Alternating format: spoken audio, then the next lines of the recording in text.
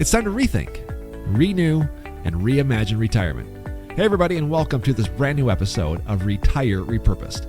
Well, for decades, the retirement story has followed a pretty predictable script. You work for 30 or 40 years, perhaps at a job you don't even like, then retire, and then what? Far too often, this traditional approach leads to a mediocre existence that doesn't align with who God created you to be. Well, on today's show, Taatjes examines how retirement is actually evolving, drawing insights from fascinating Blue Zones research that reveals new possibilities for this season of your life. Whether you're planning for retirement or already there, this conversation will challenge you to think differently about what retirement can become. Join us as we explore how to move beyond the old retirement paradigm and create a life of purpose that truly resonates with your divine design. Enjoy this episode. Hey everybody, and welcome back to Retire Repurposed. I'm your co-host, Jared Sebesta. Hope you're doing well. Thank you so much for joining us on the show here today. I'm going to bring Taatjes onto the show right now. We've got a really fun episode where we're going to kind of talk about the new era, a new way to look at retirement and even retirement planning. And this comes at a really interesting time, Ben, because we're speaking of new things. You've got a lot of new things kind of cooking right now, both with your previous book, some new stuff, and even with the financial business as well. Let's get in and just kind of give people a little overview on what's happening on your side. Yeah, Jared, it's fun to be back in the creating mode, I guess, if you say. I've been visiting with our publisher quite a bit, and we've put together what looks to be an entire another book. So the plan was to kind of just go with a repurposed 2.0, and I think it's going to be something bigger. I think I'm going to refresh the original book first, and then the manuscript is just there's too much there. Yeah. There's too many points that we want to make. Too much continues to evolve and exciting things to really just to not create a new book. Sure. We need a new book and refresh the old one. Well, it's exciting. Congratulations, first of all. Your first book came out in 2017, Repurpose: The Untold Story of Retirement in America. Everything that you've listened to here or maybe been following us over the years has really stemmed from that book. And again, maybe before we get into the nuts and bolts of today's show, I don't want to give too much of that away, but this message has evolved, and I think retirement has evolved as well. I would say even in the last decade, where you feel this shift where it's not going to look and be exactly the same as it was probably for our parents and certainly our grandparents, right? Yeah, and I think most of that, Jared, comes from what I'm hearing from our clients. As these successful people are retiring, and a lot of them are the thrivers, the people that really don't want to just stop working and not do nothing but just vacation. And that used to be the thing. I think that, we talked about in the first book a lot about retirement communities and really the advertising that went behind creating a lifestyle for people just to do nothing. And there's a lot of great retirement communities out there. I mean, we highlighted Del Webb and kind of how that got started. There are some great things that build community, that allow people to use their skills, talents, and abilities to really impact their communities and gets them outside of just their retirement kind of biosphere almost. Yeah, it is. And so there's great ones, but there's also the in the past, and I think that's shifting, but in the past it looked more like I'm going to work for 50 years, get my gold watch, and retire and go down and live in a community in Arizona. I see far less of that, and way more people that are just saying, we're going to continue to live. We're just going to work less, right? We're going to change the way we look at things. I think as we talk to our clients, that it became very clear. We can't just, make a few tweaks to the old repurposed book. We got to have a new one because people are, it's evolving. And as the best part of writing a book, Jared, is the conversations that come from that, all of these podcasts we've done, and then as people come in and say, I read this in your book. I had a lady come in not that long ago and brought one of my books in, and it was bookmarked and it was flagged and it was this and that. What do you mean about this or that? I love those conversations, and it has allowed me to learn so much from people who have actually done retirement. Yeah. Have you thought of a name yet or anything like that? No, we're not there yet with the new book, but I think at the heart of it is retirement reimagined. That was a tagline when we did our repurposed university work. We created a workbook that kind of helped people rethink, right, and reimagine retirement, and that seems to be the direction we're going. Because I think too often times people get stuck in, well, my parents retired this way. Oh, they didn't seem real happy, but that's what they did, so that's what I'm going to do. I've watched friends retire, and they just they do slow down, and they enjoy, rest, and that's great. But too many times they see that and like, I guess retirement is not as exciting as it should be. It should be way more exciting than what people give it credit for. And I think this idea of reimagining both work and retirement will be very much important to the second book. Oh, it's exciting. It's exciting to watch and be a part of over the years, and seeing how this message has evolved, as it should, and how this thing has really turned into something more powerful than just a book. Not that a book certainly isn't powerful. Also, on the financial side of your business, there's a lot of changes happening as well. I don't want to go too deep into that and share some things that maybe haven't been fleshed out yet, but you've got some really fun things going on there as well. Yeah, the growth's been incredible, more nationwide now. I mean, we've got a great client base here locally, but as we've grown and the message has grown, it involves clients all over the country now, which is fun. You end up sometimes traveling to different places, but also just, some of it's, through Zoom or Teams, but these meetings where you're learning so much from really successful people about what they're struggling with, Jared. I think that's been fun. I'm seeing it's not different cultures, but kind of. I mean, people live very differently all over the country, and you get to see more about what retirement means to them, kind of their lifestyle and how it all works. So, yeah, it's growing very fast. We're doing some rebranding coming up. I can't share anything more about that other than, we're doing some rebranding. I love my name with the business. My first name is the start of it's Taatjes Financial Group is the current company's doing business as name, and I talk so much about stewardship, Jared, and that's important to me, and I know it's important to you. And when I looked at my logo, it was kind of a an eye opener. It's like, you talk about stewardship and how even this company and the people that work here, you're stewarding over this. It isn't yours, it's God's, right? And that for me, that means removing my name. It doesn't have to be Taatjes Financial Group. It'll be something different. And we've got a great name here locally. And one thing I told my dad once was, I'm so appreciative that I've never had to apologize for my last name, my local community. I mean, that's really a great thing. People say, I knew your dad. Yeah, you got a good name. And certainly I would never remove it for that reason. But I would remove it if it's more of a very physical, like I'm drawing a line in the sand, like everything, is God's. I am simply a steward, and I love working with clients who view money and possessions that way. And I think our business needs to look more like that as well. Well, like I said, I don't want to give anything away, but stewardship is a big thing that's close to your heart. So it may or may not, and I don't want to drop any hints here, it may or may not have something to do with that. So it sounds like it's just going to stay tuned on a lot of things. So we appreciate you giving everybody an update on that. Let's get into today's show. It's a new year. Like I really feel like a shift has happened in this year. I feel like 2025 is like just a year of open doors, of new possibilities. New windows are going to open up for people, and that can mean a plethora of things in many different contexts. But I feel like that's kind of we're on a new cusp of a new way to look at life. And I feel like that is kind of how retirement can be viewed. And you came across an article recently, and we want to kind of dissect that on today's show. Let's get started with that.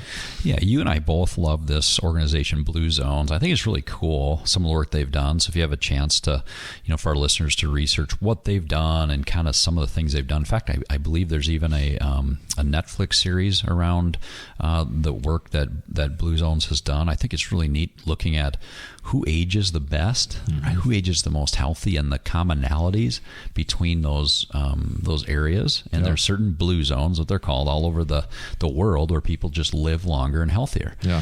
And why wouldn't we study some of that? Why wouldn't we look at who's doing aging the best and learn from there? Because I do think that some of the things we do in our most of America today, and spoiler, there's at least one. I remember one in California that was in America, but most of them are not. Most of them are not.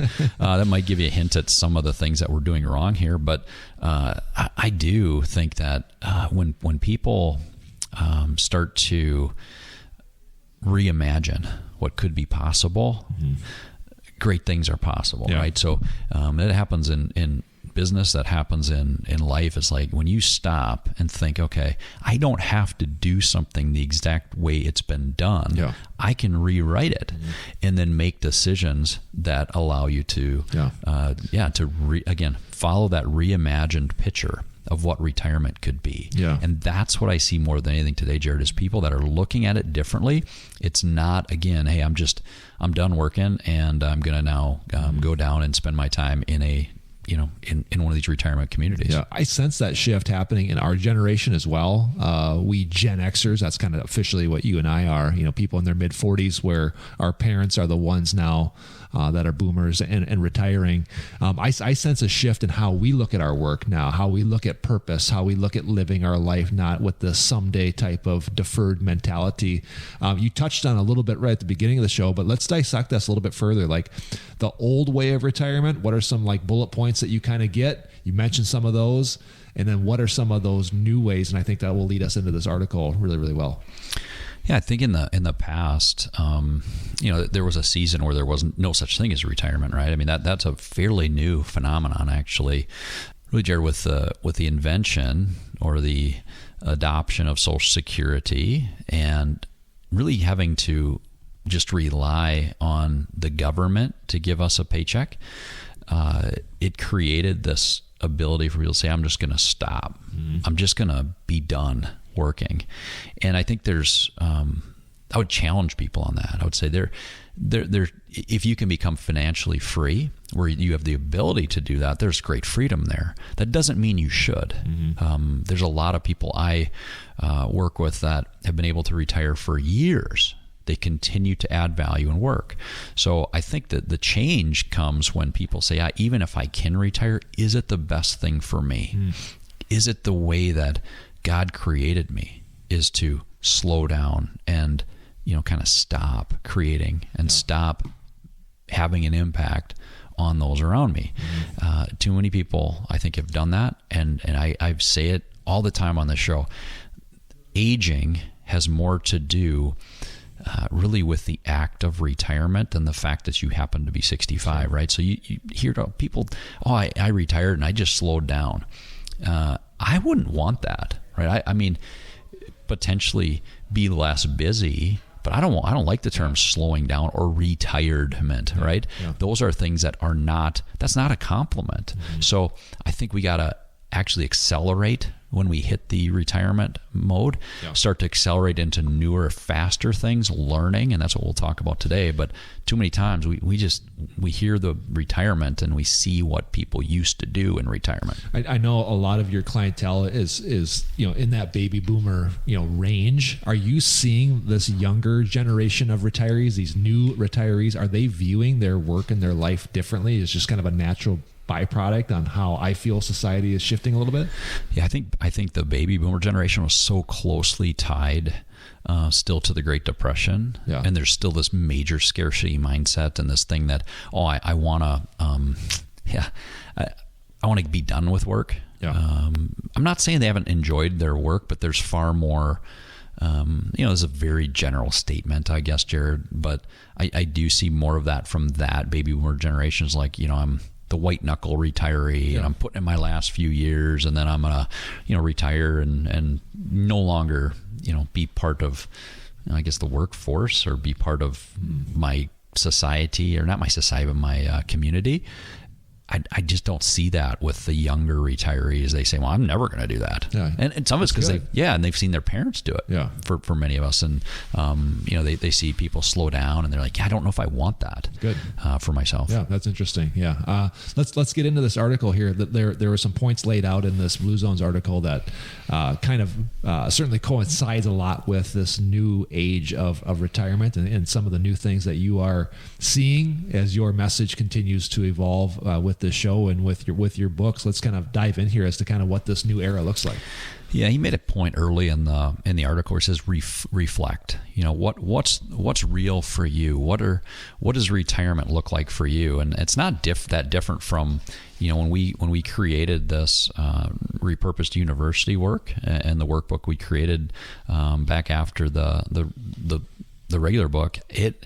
It starts there. It starts with looking inward and doing some reflection. I know it might sound funny to some of you, but we had, you go through an exercise of, we had word banks where it was, these are the things I like. This is how God's created me. And we differentiated talents, abilities. But we spent a lot of time asking people to look inward and asking people to take a break, like maybe a mini vacation, and see how that goes, but really focus on asking questions like, what goals and values have led me here? Looking forward, what's the most important few things for me? What choices are you likely to face in the years ahead? What do you want to pursue? Where are the opportunities? Are you satisfied with how I spend my days? I mean, there's so many questions that I think people need to ask themselves coming into this decision-making process of, is it time to retire? Yeah. Some of our last couple shows, we went real deep on the process, but I think it starts really with this this time of, hey, just do some reflection. Look inside and decide for yourself what you want retirement to look like. Yeah. Well, again, that looks like such a different contrast compared to where it was done the old way, because it was like just assumed like you would work a job that you maybe weren't really feeling it and felt connected to, and it wasn't in alignment with your purpose. And then you just turned a certain age and you just did it. And this whole reflection piece was really never part of the equation. I think that's really, really healthy. Yeah. I think it's okay to feel something. I'll never forget, I had a retiring farmer come in, and one of the guys on our team has a background in therapy. He's a master's in counseling. And he sat down with this farmer client of mine. I remember his wife looked at me when I brought it up to him the first time. This was a normal financial review. He seemed off, was a retiring farmer. I said, Mr. Client, I said, would you consider talking to somebody about how you're feeling? And he looked at me, and his wife looked at me and says, yes, he would. And the reality was he needed that time. I brought up to our advisor that was going to do that coaching, and he was a little nervous at first because this guy didn't want to talk. He was not a big talker. He didn't talk about his feelings, but he came in, and it was over a 2-hour meeting with this individual. And this is not somebody you would have expected to share all that. But again, he asked the right questions where this individual is comfortable talking about how he felt, right? And we got down to really making sure that his retirement did live up to what he had thought it would be. Yeah. And I think it starts, again, reflection and talking with somebody about it. Sure. What's next? Yeah, well, it leads me great into kind of this next step, which is you got to connect. And that's what this article said too. He says, convene a feedback panel. That's probably a little much, having an entire panel, but I think it does certainly highlight how you need to talk to somebody probably other than your spouse. Certainly your spouse should be a major part of the decision, but connect with somebody. And that can be somebody in the financial world like ourselves that coaches people all the time through this. But you might want to do that with another friend who's in retirement, who has seen it and walked through it. Maybe it's a few of you that are in the same stage of life, but I think it's important. Community is everything. I mean, you look at isolation in retirees, it's the scariest thing. Jared, there's a reason that, like, when you look at one of the worst forms of punishment in the prison system, what is it? Yeah. Solitary confinement. Yeah. That is that. Not that I'm suggesting retirement is like that, but certainly we know God created us to be communal. So when we pull yourself away And certainly you're not going to be in solitary confinement in retirement, but make sure you're connecting with others and getting somebody to talk to. The next part is exploring. What's he mean by that? Well, exploring is just bring yourself, be open to the unknown. Like, you don't know what you don't know when you're coming into retirement. You have to think about your job has kept you so focused on your career, and you haven't been able to even probably explore things that maybe God has put in you that you were really good at, right? So I want people to really look at things that, man, I've never had time to do these things. And again, that comes down to looking inward at your skills, talents, abilities, and really figure out, man, I do like this, I do like that, and try some things and fail. That's the fun part is learning. Well, I think that's such an important part. I mean, what a great time to do that. I think as we evolve, I mean, part of the evolution process of really allowing us to walk into our fullness, like, you're going to have to do some things different and be a little uncomfortable. And this is a great time to get out and explore some of those things. Yeah, you will be uncomfortable. That's part of it. Is you will find things that you don't like. I was with my wife and daughter recently in the Minneapolis area, and we were at a restaurant in Chaska, and it's connected to this curling thing, which these stones that they slide in the ice. I went out and talked to one of the guys who's a retired guy, and he really loves that. To me, I just couldn't see myself doing that ever, but it was something he loved doing. He had no idea prior to retirement that this is something he would enjoy to do once a week. And what's the best part? He's like, well, I'm with my guys, and they're doing it together. So I think that's always important. I think it's important. I think the next step is that you do make a few choices. Don't just say yes to everything. This Blue Zones article talks about whittling down your options. Couldn't agree more. It's like, oh, I'm retired, so now everything is a yes. You see that all the time. It's like, no, if you're doing retirement right, you have created what we call like a repurposed statement. This is like a new mission statement for my life. These are the things that I'm going to say yes to, because that allows you to say no to things and not feel guilty about it. Your church, your other nonprofits in your organization will love to have you involved, and you should be involved, but only in the things that really fit with you and how you're created. Nobody should be volunteering at a church when they're grumpy about it. It's like, I got to go back and do this. Nobody wants that. So again, find where you can plug in and limit that down and make sure it follows what we call your repurposed statement. Sounds like guardrails from your first book. What's next? Absolutely. Next is just make some action, right? I think when you decide that you need to do these things, so many times we talk, we think, we kind of create these loose plans, we don't act. You have to take the next step, which may look like getting out of your comfort zone. You may have to go ask somebody to spend time with you. You might say, hey, I'm struggling with this or that. I need to go out and find some new friends. There needs to be action there. It's not easy. It seems really basic, but going back to the days on the playground, you may have to be the person that says, hey, will you be my friend? Will you spend some time with me? Invite people into new things that you're interested in. Chances are that through that process, you'll find people that are like-minded, that will enjoy doing more stuff with you. And I think that's so important, Jared, that there's more than talk. We have to act on what we've been thinking. I think that there's something really powerful. A lot of people don't take action because they want to be certain. They want to see how this is all going to play out. It rarely ever works that way. I heard somebody recently say, action creates clarity. That's really what you're searching for, is some clarity on some things. But the clarity comes from the action, and too many times we sit around and kind of wait. And again, just to put a bow around the end of the show, that really is kind of what we're suggesting, like a new way of like taking bold action towards your purpose and your fullness. That's really kind of what we're really getting at, right?